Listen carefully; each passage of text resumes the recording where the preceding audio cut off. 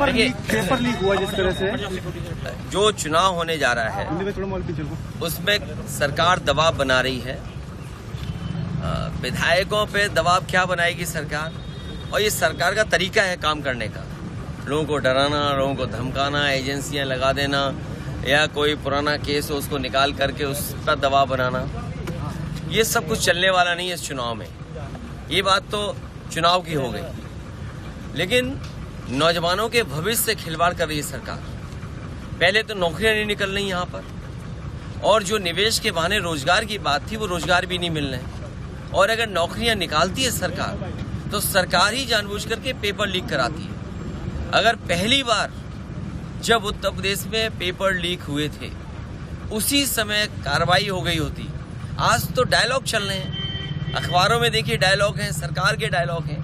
अगर पहले दिन ही कार्रवाई हो गई होती तो नौजवानों को नौकरियां मिल गई होती, नौकरियों के ये पेपर लीक नहीं होते। 60 लाख के लगभग नौजवान इससे परेशान है। पुलिस भर्ती, आरओ और दूसरी वाली जो नौकरी निकली है उसके भी छात्र नौजवान चाहते हैं कि ये पर्चा दोबारा हो, री एग्जाम हो। आखिर सरकार कर क्या रही है? जब इतना इंतजाम करती है सरकार तब पेपर लीक हो रहा है, और फिर अपने से बचने के लिए कुछ भी नाम फ्लैश कर देना।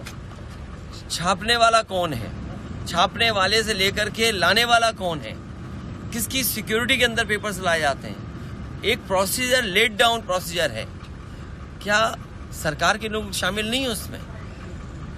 तो सीधा आरोप है कि सरकार के लोग ही शामिल है जिनकी वजह से पेपर लीक हुआ है। नहीं, सरकार पेपर छपवाती है, सरकारी पेपर लाती है, सरकारी डिस्ट्रीब्यूट करती है, तो कौन दे रहा है पेपर? ये तो सवाल आपको सरकार से पूछना चाहिए। तो इसके पीछे मंशा क्या होगी सरकार की? सरकार की नीयत ये है कि नौकरी नहीं देनी पड़े उन्हें। नौकरी देनी पड़ेगी तो उसके लिए उन्हें बजट देना पड़ेगा, बजट है नहीं तो नौकरियां निकालते हैं, और नौकरियों के बहाने जो पैसा इकट्ठा करते हैं वो भी सरकार इस्तेमाल कर रही है। कई सौ करोड़ रुपया इकट्ठा हुआ होगा।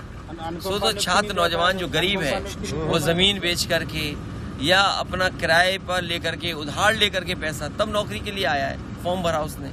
और सरकार ने कितनी नौकरियां दी होंगी अभी तक? और अग्निवीर जैसी व्यवस्था कौन स्वीकार करेगा?